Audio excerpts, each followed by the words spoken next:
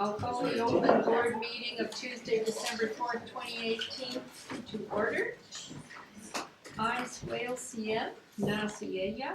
We respectfully acknowledge that we are meeting on the traditional and ancestral lands of the Coast Salish people where we live, work, learn, and play. Motion to adopt the agenda.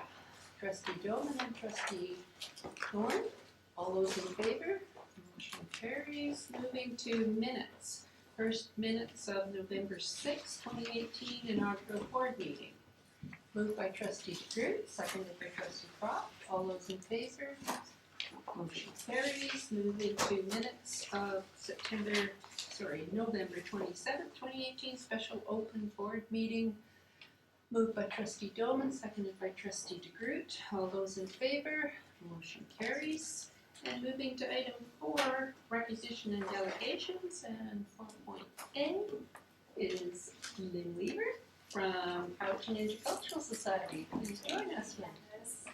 And thank you all for your time. I'll be brief. I know you have a lot to get through tonight, but we're really appreciative of the opportunity to share a little bit about who we are and what we do, especially in relationship to the district, and maybe plant a seed for other things that we can offer as well.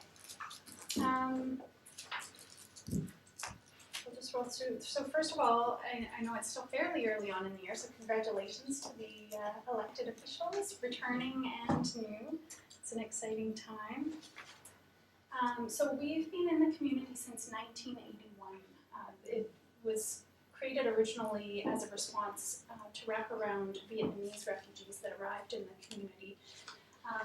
The two pillars being support for success for newcomers, for immigrants and refugees in the valley, but also to help the community prepare the ground to be more welcoming and receiving for immigrants and refugees as well.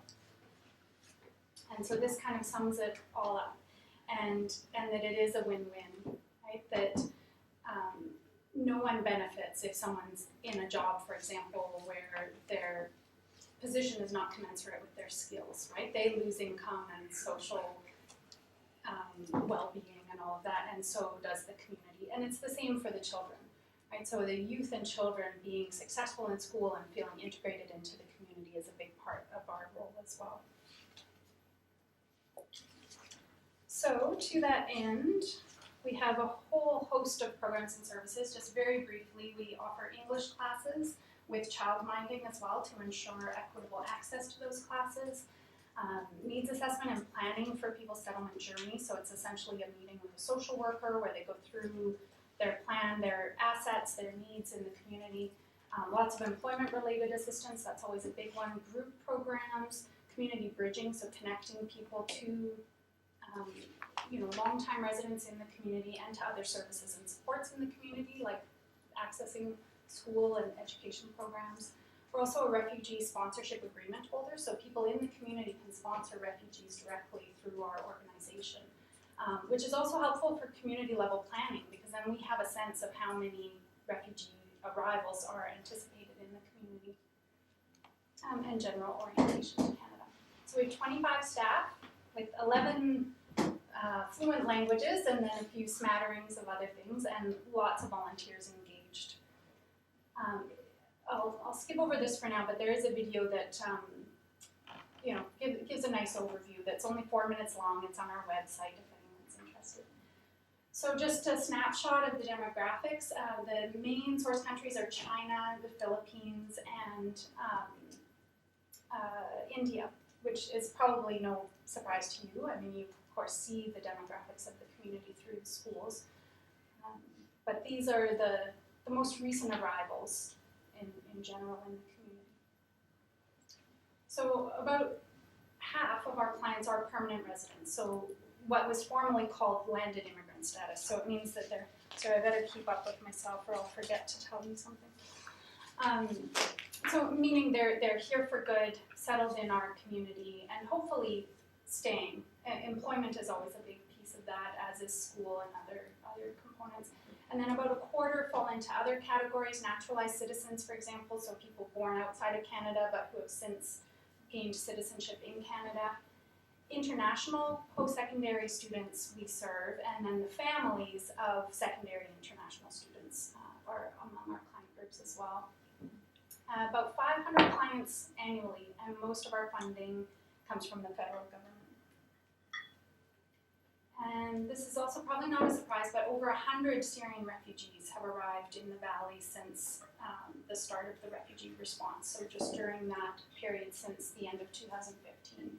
And I won't go into the classes, but a key piece to know is that the government-assisted refugees and the blended visa office referred are the most vulnerable. They have literally been selected for being the most vulnerable, the most in need of resettlement. And so of course those needs don't end once they arrive. It tends to be quite high needs families and very, very large families. Again, as I'm sure you're well aware, lots of school-age children and lots of under 5 who are coming up towards formal school.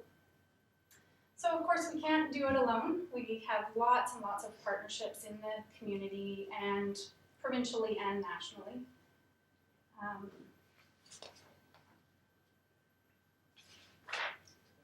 And yeah, so specifically in partnership with SD79, but before I say that, I do want to preface it by extending our thanks to the district, to the administrative staff, to the teachers that we work with, the counselors at the school level, lots and lots of support for the programs and for immigrant and refugee children, which we are so appreciative of. So the Inclusion Project happened this September. It was, hopefully many of you are aware, but it was in conjunction with all of the feeder schools sending grade 8 students to Quamachin.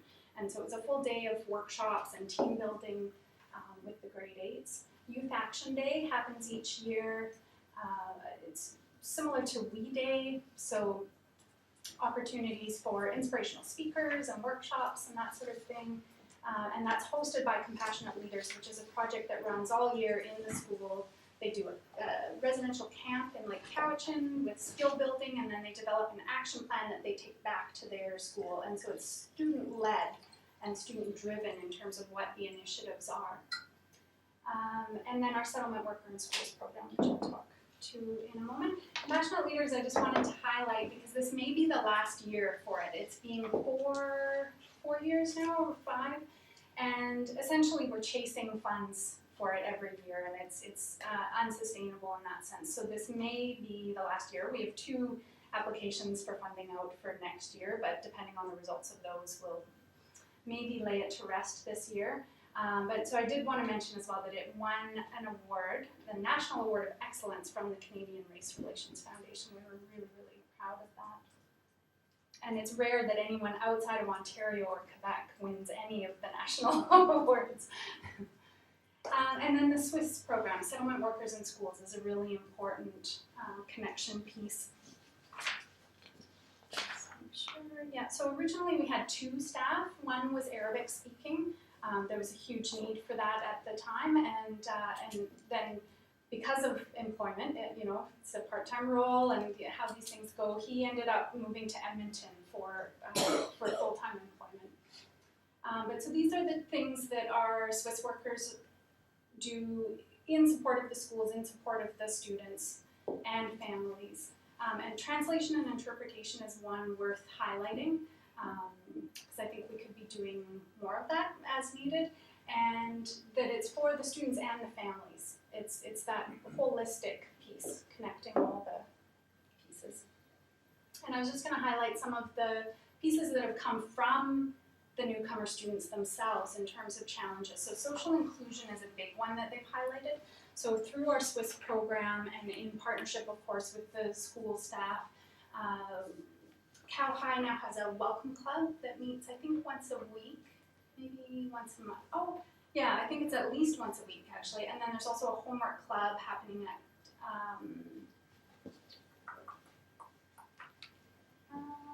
I forget which school. But anyway, so some opportunities to try to help foster bridging and the connections into the school community. Navigating cultural difference is always a big one that's highlighted, all the nuanced, unspoken, unwritten rules of social engagement that are hard to learn. Loss of first language is a big one. Obviously, we don't really see the effects of that until sort of the next generation, but because the family is so focused on English language acquisition, the mother tongue can be lost by that generation, the ones that are in schools right now. And then for the older students, transitioning to post-secondary or to employment is their biggest challenge, especially for those who've maybe just arrived during high school, and so they haven't even had time to get the English level up to snuff quite yet. And just to wrap up, so for future planning, the federal government has released a 3-year immigration levels plan now, which is really positive. Previous governments, it was only year to year, so it was really challenging to plan around. So that is public information. BC has the second highest level of immigration in Canada already, second only to Ontario. And 1 in 3 BC residents has a mother tongue other than English. So that's 10% higher than the Canadian average. And sponsorship allocations, we will be receiving more privately sponsored refugees and to a lesser extent, but still some government-assisted refugee families as well. And certainly we'll work with the district for you to be able to anticipate those arrivals as we do. But again, a lot of them are from Syria, 1 is from Eritrea, and large family sizes again, so it is impactful. And then I just wanted to mention, because of course the district already does an admirable job of supporting newcomer youth and children through the schools, the ELL programming and all the excellent supports. But I would encourage you to also think of the role as employer, as one of the largest employers in the region, to think of hiring perhaps more newcomer staff as well. And that's it. If there's time, I would love to take questions if there's anything else. Thank you, and we do have question time if trustees, or comment time from trustees. Any questions or comments? Trustee Hutchins? How many people would come through your door in a given day? Oh, in a day? That's a good question. Or a week?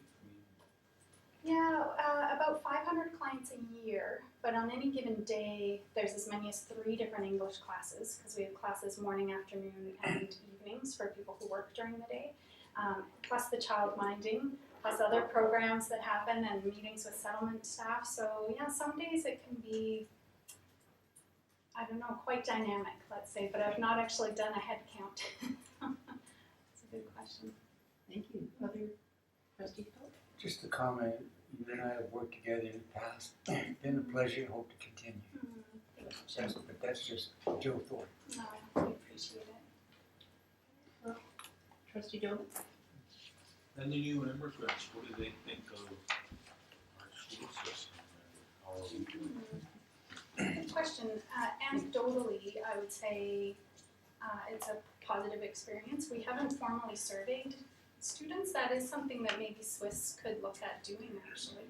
But yeah, I think for the most part, I mean, it's challenging to extract that information from the students themselves, because the social inclusion piece is really much more on their radar than the academic piece. But I think overall it's seen favorably and seen to be a high standard of education.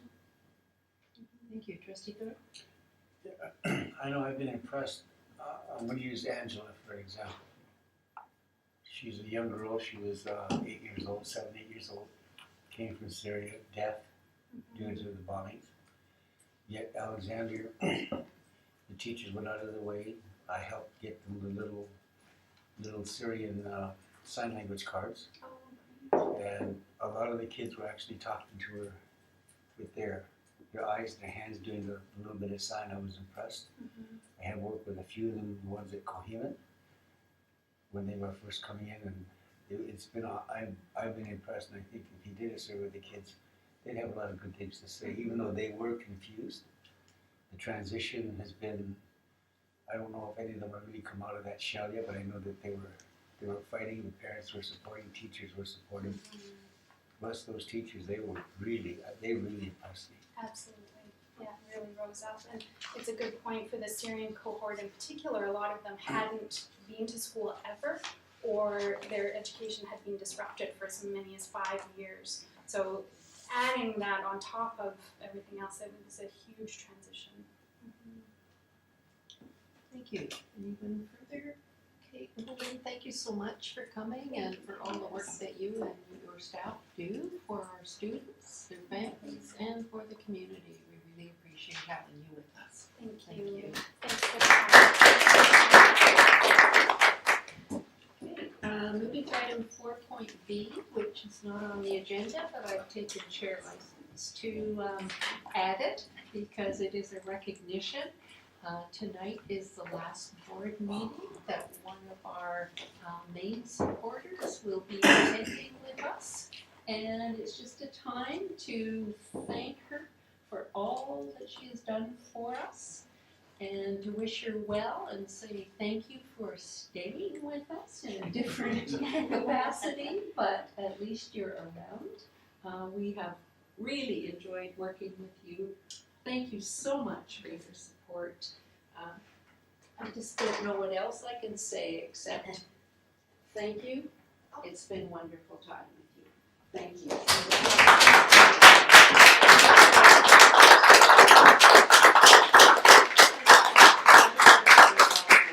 We've had a lot of fun, we've done a lot of work. Thank you, Gina. And I know you're in very good hands.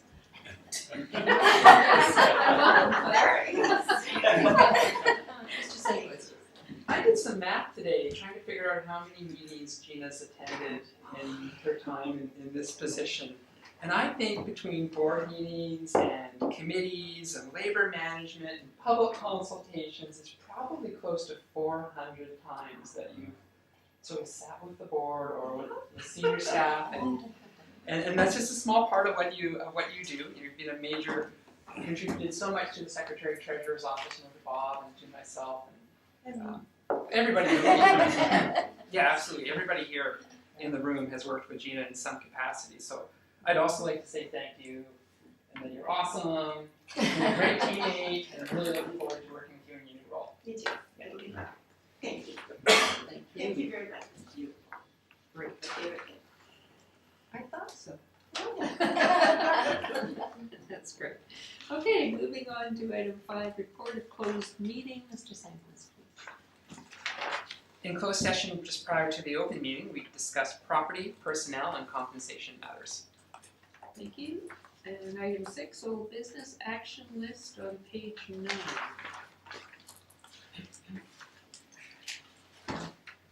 Oh, we've done it all. So, I don't think we need any more conversation unless someone wishes to ask about anything.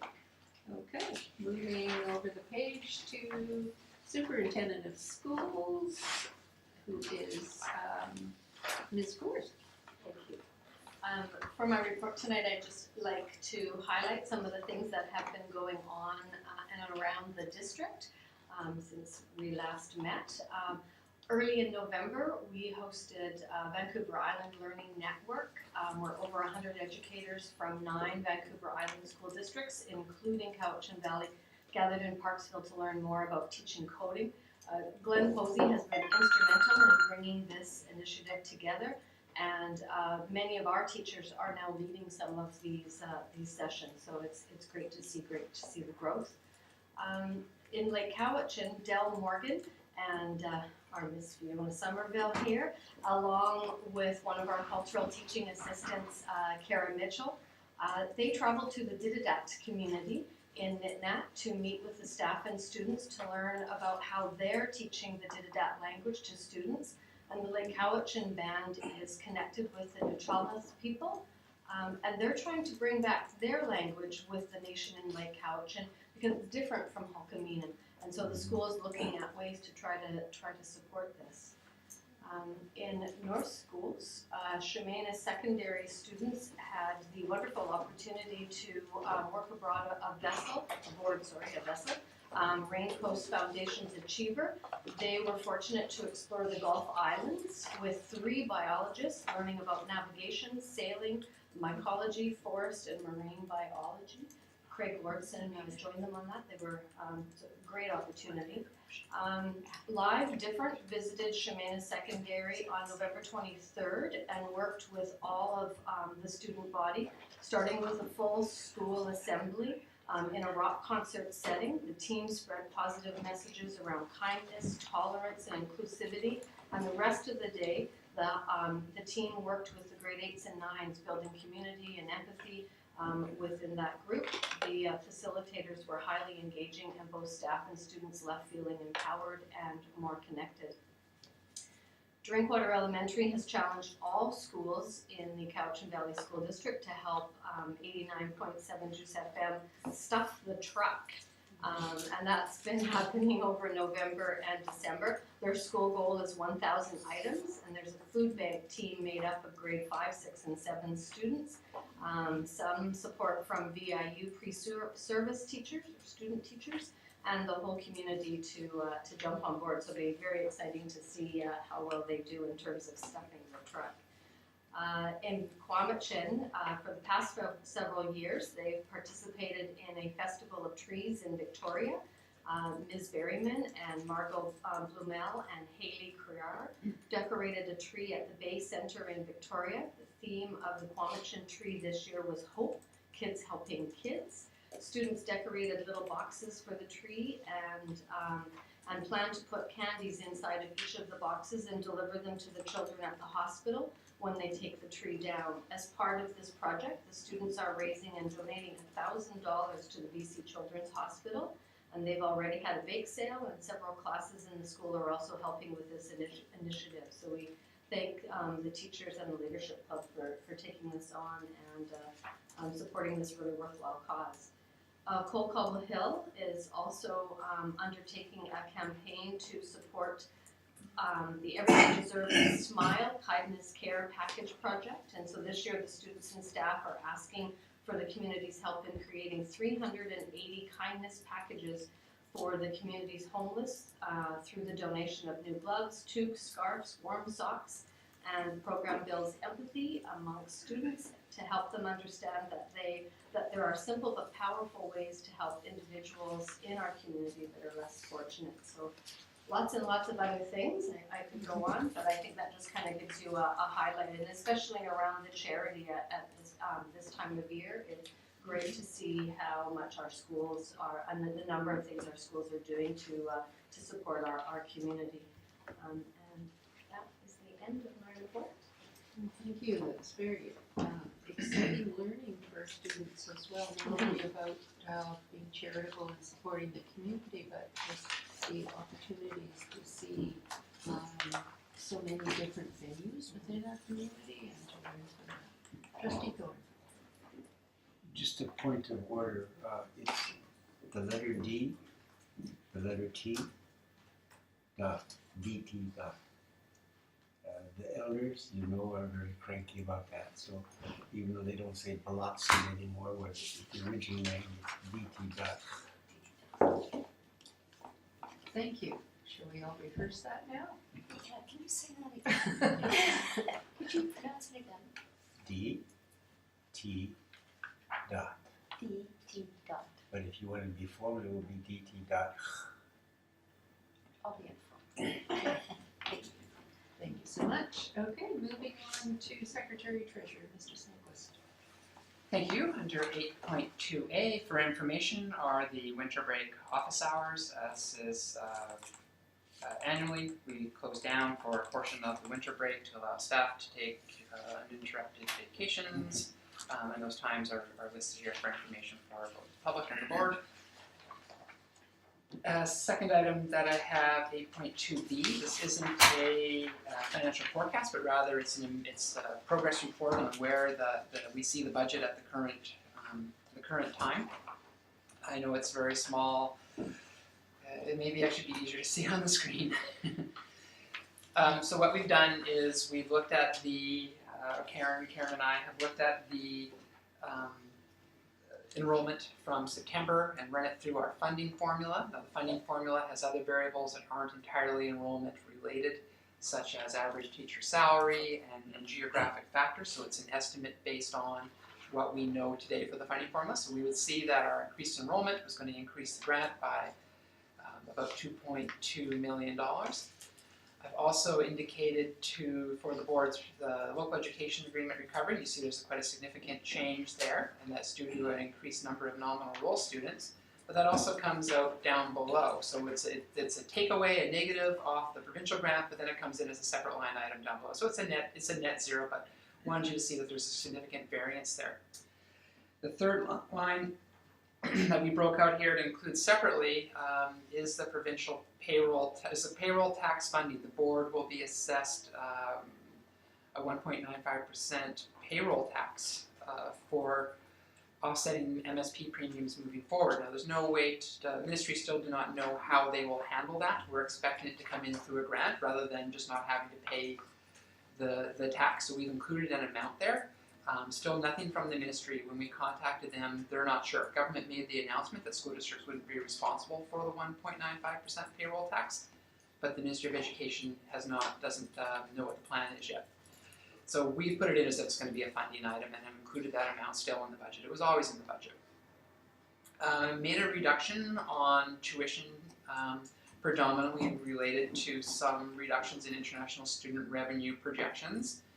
There are some new biometric requirements, and what that means is eye scan and fingerprint scanning for students that wish to renew.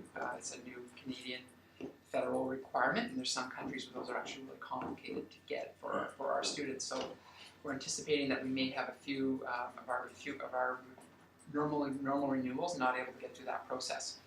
Also looking at our progress to date in the program, we may have been a little bit optimistic on our revenue. Other revenues, there are always things that happen, such as the big top on the field rental, other miscellaneous grants have come in. So overall, we think our revenue is going to be up by about $2.8 million over where we were in the spring, and mainly due to the announcement around the 1.95% payroll tax and growth. With growth comes additional funding. Where do we spend it? We spent it on teacher salaries, so there's about 1.25 there from additional teachers that were hired for enrollment increases. Not much change in the principal, vice principals. Looking at the salary pattern for education assistants, I believe that we're a bit high on the amount of money that we have in the budget. Now, certainly there's a contingency still left there, but projecting it out to the end of the year, I think we're going to be a little bit underspent. So I would make a recommendation at the time that this budget is brought forward as an amended budget to reduce that budget in alliance with the spending pattern. A little higher on support staff. So part of some of the items that we had in the classroom enhancement fund overhead component, we've had to move to the operating budget. Provincially, that fund has been reduced. So we last year received 1.144 million. This year it's 988. That's consistent with the drops that the rest of the school districts are seeing. So that meant that some of the items that we had in there, such as custodial staffing and some clerical supports, we need to move into the operating budget to continue those. Other professionals, that is trustees and exempt staff, very, very little change. When we look at substitutes, you see that the budget is up, but some of that is part of the restrictions out of last year's year end. So we had some funding for BC Ed Plan, which we usually leave in substitutes because it's typically used for release time. So when we bring those into the budget, they create a variance. So that was part of what the board understood as restrictions.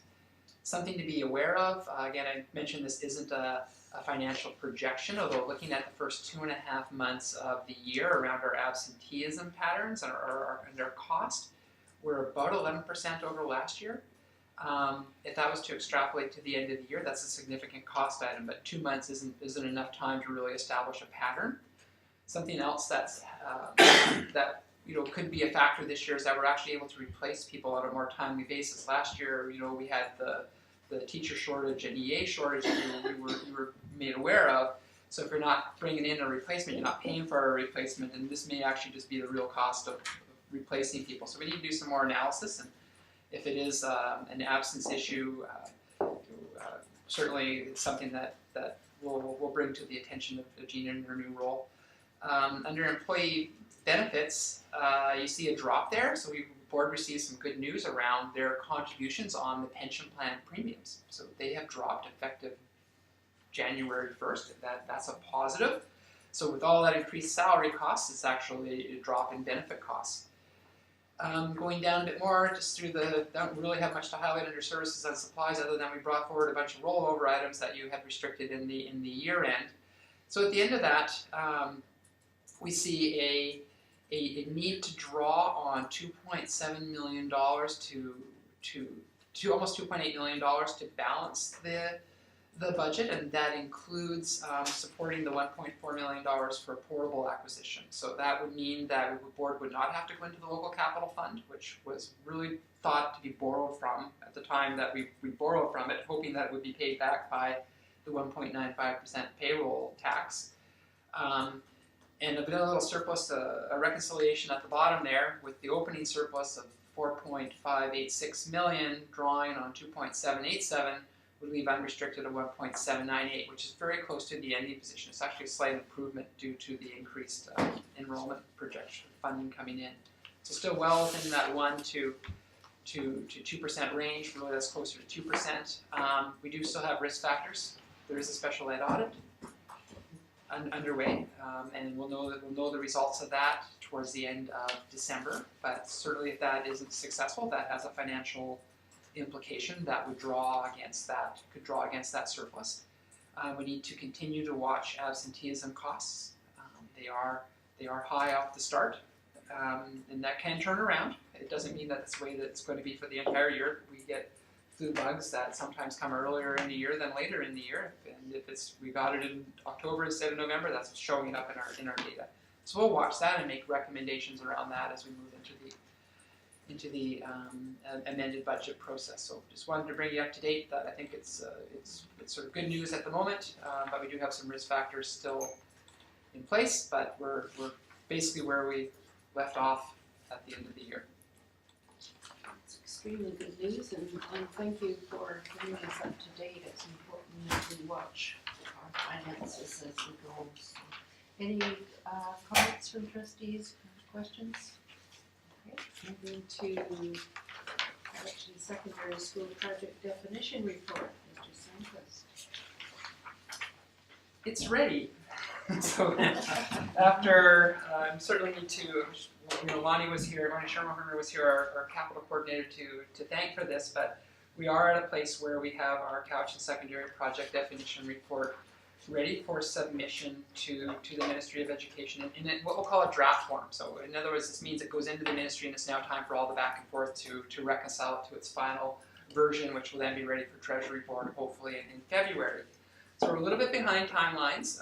We had talked about October 25th as being our initial deadline for the PDR. It wasn't a result of staff's effort. It was really more around delay from the cost consultant who had to cost the 3 options. It was also a delay in UBC's ability to do the seismic assessment on the buildings as well as the site, I think predominantly on the site. So we had a few glitches along the way that were out of our control that put the timeline back, but we're still in great shape to now work with the ministry on finalizing this PDR in time for Treasury Board's consideration in the spring. So 2 things that we've included on the blotter in a handout, and I don't know if I got them for the board there. I don't think we have it on the agenda, but we do have the qualitative analysis, which is the team that has worked on the PDR, which is significant. Again, led by our own Lonnie, but working with Jim Elkins, which is our lead consultant, have looked at a number of factors and ranked them for impact. So coming out of that qualitative analysis, clearly the new school on the new site has risen to the top as far as ranking, as far as safety, as far as minimizing future operating costs, as being a modern facility, as meeting the existing official community plan, increasing energy efficiency, achieving LEED Gold, all things that can't really be accomplished by renovating or adding on to the old building. The second part that we've included for trustees are the costing on those 3 options. Again, I think it leads strongly to the option of a full replacement of the 1,500 student school on the new site.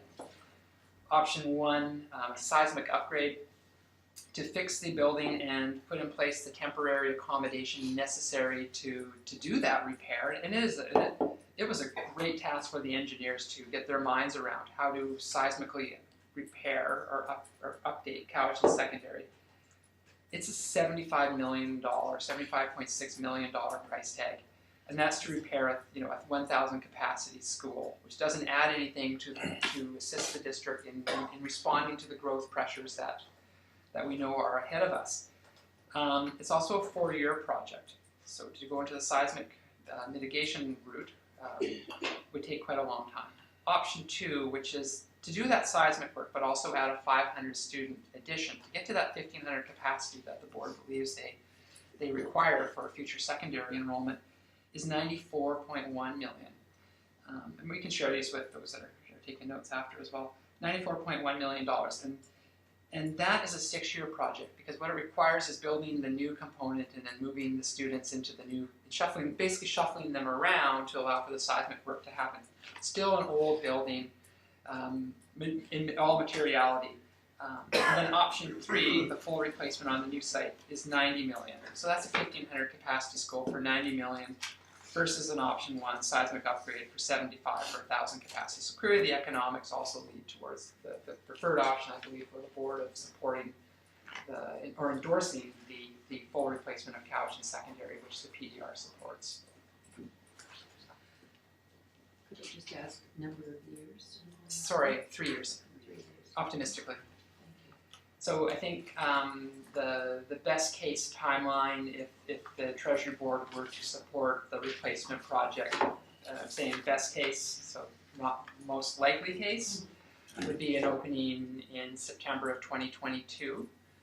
Would be more likely if it was supported in the spring, that would be September 2023. So that's actually not that far away, that's moving quite quickly. So we're getting closer. See that announcement. There is a motion that's at the bottom of this handout for board consideration. And it reads that the Board of Education, School District 79, Cowichan Valley endorses the Cowichan Secondary Project Definition Report, option number 3 for a 1,500 capacity replacement school at the Cowichan Place property. Thank you. Moved by trustee DeGroote, seconded by trustee Croft. Any conversation, questions? Trustee Croft and then trustee Hutchins.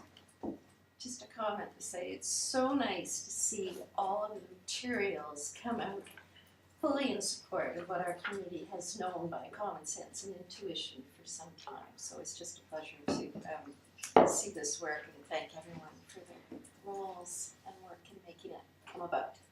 Thank you. Trustee Hutchins. So where does it go from here? It goes to the ministry capital staff, who will ensure that it's I'm not saying that it isn't complete from our perspective, but that it's tidy in the form for which they wish to submit it to Treasury Board. So they're expecting it. They've been working with our staff, with Lonnie and Monroe and the cost consultant all along the way to get to this place, to have a document which is ready for submission. So they'll work with us. We've heard stories of PDRs transferring, moving back and forth up to 19 times between the time that a district submits to a time that it's finalized for Treasury Board. We think we're much closer than that in having the final version, because we have worked with the ministry all along the way. So they'll look at it when it's ready for them to take to Treasury Board. They'll take it to Treasury Board, and that'll be our window for projects. So they're going to want. They've been very supportive since they announced the project under the seismic funding. Committed at that time to working with our school district, so we feel like we have the ministry really has the district's back in bringing this project to Treasury Board, and we're happy to be at a place to bring it to the board for recommendation. Thank you. Trustee Dolan. In speaking to the deputy minister on Friday, his comments were they are anxiously awaiting this, which is good news. That's true. Any further questions or comments? Okay, there's a motion on the table. All those in favor? Motion carries unanimously. And may the board just sincerely thank Lonnie and Monroe and Jason and all the other staff that have been involved. It's been a long time coming to file the draft PDR that we've been awaiting for a long time, and we thank you for bringing us to this point. Okay, moving on. Committees and outside organizations, minutes of September 20th DPAC meeting. Mover and seconder. Moved by trustee Thorne, seconded by trustee Hutchins. All those in favor? Motion carries. Moving to DVSAC meeting of October 18th, 2018. Moved by trustee Dolan, seconded by trustee Kemler.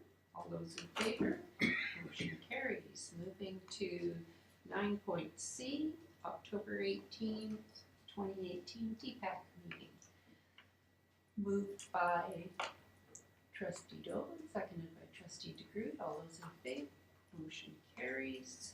Moving to November 14th, 2018 DSAC meeting. Moved by trustee DeGroot, seconded by trustee Thorne. All those in favor? Motion carries. And moving to 9.E, BCSTA Trustee Academy report, and that was just last weekend. So the report is on package, and we were all there, so it's just a very quick recount of the pre-conference, because only 3 of us were able to attend there. The only interesting piece is, for me anyway, is 46% of trustees provincially were new, which is really high, higher certainly in the terms that I've served under.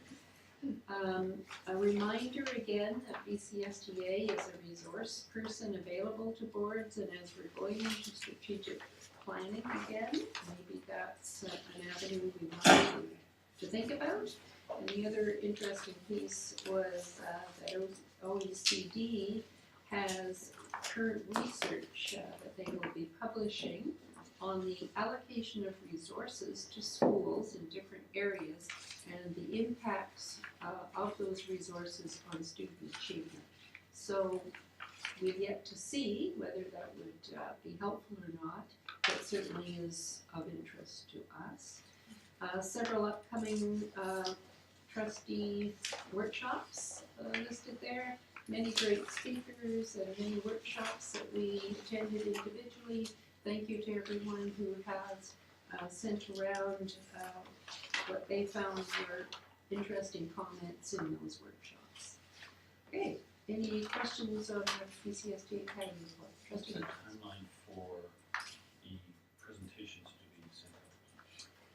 They like to say right away, but that usually takes a week and a half-ish. Moving to next one, provincial council report, trustee DeGroot. You've all received it, I don't think I need to say anything, it's self-evident. All the motions in the agenda were passed, next motions weren't, and one thing that's really nice is that they've increased our per diem, a whole $3. Are you ready for that? That's only for the provincial council. Yeah, that's what I meant. Okay, any questions of trustee DeGroot? Trustee Croft? I think you're worth even more than $3. Oh, we all do, okay. Moving to Vista report, trustee Kevin. Well, it was kind of a bit of news to me that I was taking minutes. There was a breakfast meeting and it was early, and it was amazing, it really was. In October, I believe it's a branch meeting Yes. that they'll be having in Next Port October. Alberni, and Gord Downey is going to be there. Apparently he does quite the program of reconciliation. So we will be attending that on the Friday night, which sounded very exciting, and they were definitely encouraging us to make sure we're there for that, and then the normal tour and meeting will be after that. They're also mentioning that because he's already here on the island, that school districts may want to contact them and see if we want him to come to our district and speak as well. It was talked about the hub, which is a trustee place to go to for help, which we'll be able to access probably in a couple of weeks. And then other important dates for trustees, which are on my minutes. That was it. Thank you, and I think the one thing that we would comment, the presentation would be referring to Gord Downey, but I think it's his brother Mike. Mike. Anything further on the Vista report? Well done, Ms. New Trustee. Okay, moving to upcoming meetings and events. First, the schedule of meetings and events on page 24.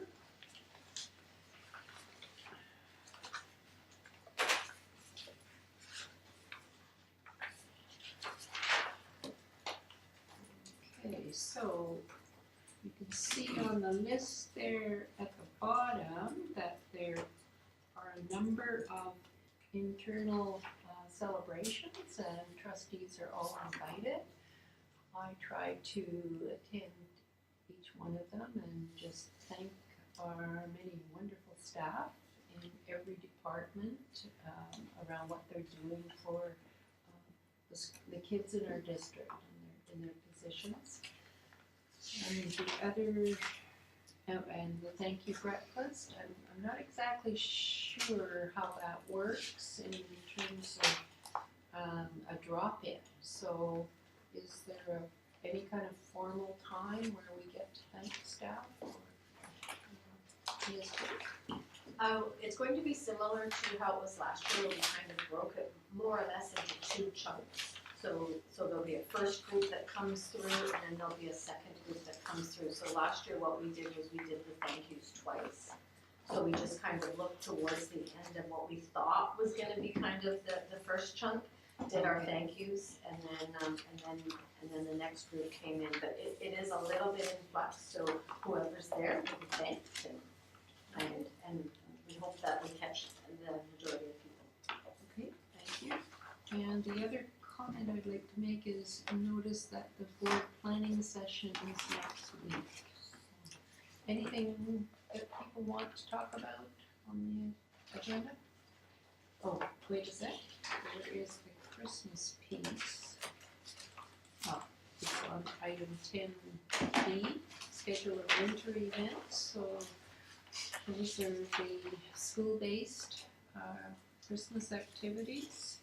And so the liaison people will take note and try to attend. Yep. Anything further on the schedules? Okay, moving to correspondence. First 11.A, there were a number of students, I believe 7, who sent letters to the board. They were not attached because they had the students' names from the school, and they basically are involving their perspective on how they want to help the community out. They were concerned about certain issues in the community, like poverty and inclusion and all those things. And one of the suggestions from them was that we look at providing credit for volunteer hours by students. So I would like to suggest that we refer the letters to our superintendent, who will go through the school and see how we can help that, because it's a wonderful idea, and it would be great to have contributors in our community. So if I could have you accept that, Trustee Thorne. Thank you. Is there a seconder for that motion? Trustee DeGroot. All those in favor? Motion carries. Moving to correspondence from the Ministry of Education, with class size and composition. You recall the letter that we wrote because we were disturbed that the classroom enhancement funds for things like portables were no longer supported by the ministry, and we have to we have to use our operating funds for that. So we sent a letter. There really isn't much in terms of the response, but we did get a response. So I'd ask that there be a motion to receive and file that letter. Moved by Trustee Cross, seconded by Trustee Dolman. All those in favor? Motion carries. Moving on to new business. 12.A, meeting with local governments. One of our strategic plan items that we had in last term still needs some energy around it, and that is having an ongoing partnership type relationship with our local governments. So I'm suggesting that we this time meet and greet with each of the new councils and perhaps have some time to talk about issues that we have, such as space. So if someone would move that motion by trustee DeGroote, seconded by trustee Dolman, any conversation? All those in favor? Motion carries unanimously. Moving to the meeting with First Nations. As we all remember, this was the plan that we had last term, where we meet individually with each of the First Nations chiefs and councils. And I'd like to suggest that we do the same. That was very important, I think, to all of us. And I think it brought good relationships and therefore has a good effect for our students. Moved by trustee Dolman, seconded by trustee Croft. Any conversation? All those in favor? Motion carries. Moving to childcare spaces funding, and this I have to say, I guess I'm in a perceived conflict perhaps because I have a connection with the childcare nonprofit. So I'll ask trustee DeGroote to handle this item. Oh, I'm here, okay. I would like to amend this motion that's been proposed, partly because I've looked at what is in the Childcare BC New Spaces Fund document, and it suggests that, that it should be licensed and non-profit. So I've added this, that the Board of Education is for District 7 on Couch and request the superintendent to negotiate partnerships with licensed childcare providers with the initial focus on nonprofits. That's the one that's there. Mine is this one. I'm sorry. Request partnerships with licensed nonprofit childcare providers to apply for funding from the ministry, and the rest of it's the same. So I would move that, please. Do you know if you got that? Need a seconder, please. Second.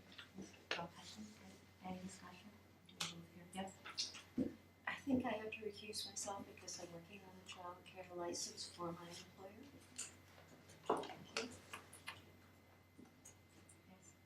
Did you hear me?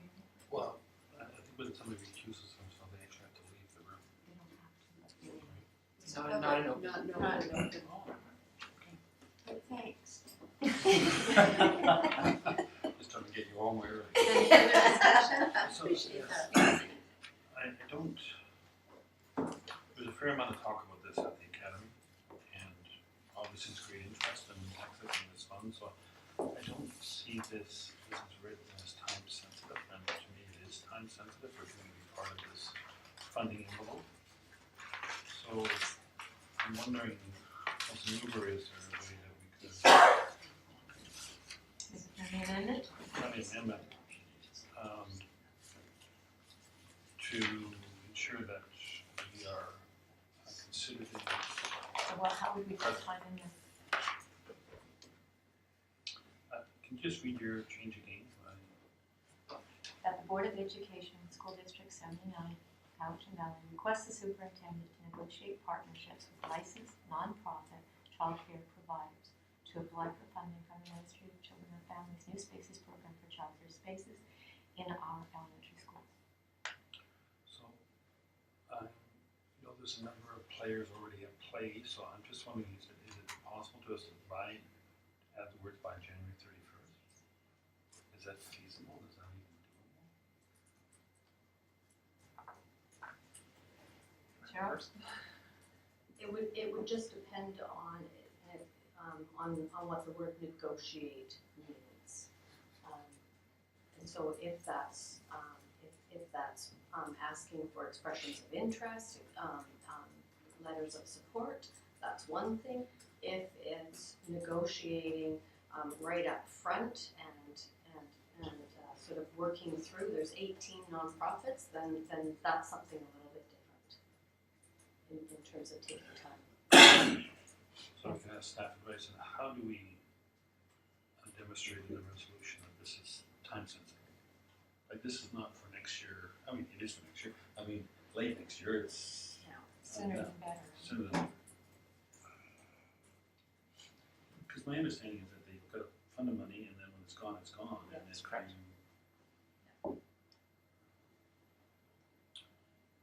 Well, would develop partnerships with license be better than negotiate? Because that implies that it's in place as opposed to it being talked about. That would work. Sorry, this is a friendly amendment, Garb, develop partnerships as soon as possible as soon as possible. with licensed childcare providers.